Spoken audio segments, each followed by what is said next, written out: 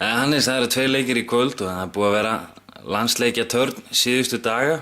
Stelpurnar taka á móti Írum á Ásvöllum og strákarnir eru í Svartfjallalandi. Hvernig svona leggst dagurinn í þig? Dagurinn leggst bara nokkuð vel í mig.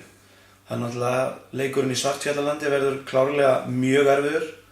Þeir svartfjallingar eru svo sannarlega búnir að vera langbestir í B-deildinni núna og eiga náttúrulega í rauninni að vera bara að hafa farið beint í A-deildina og þetta verður klárlega mjög erfitt verkefni fyrir strákan okkar en jafnframt spennandi og skemmtilegt en það náttúrulega setur smá strik í reikningin að það er á ykkur veikindi í hópnum.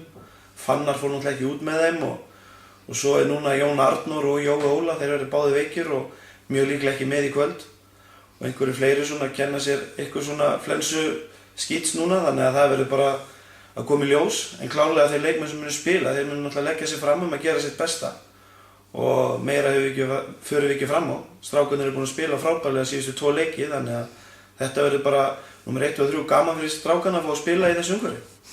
Stelpurnar fá Írar á Ásvelli og Írar hafa komið nokkuð óvart í seinni hlutanum. Þær náðu að stríða toppliði Svartfjallalands.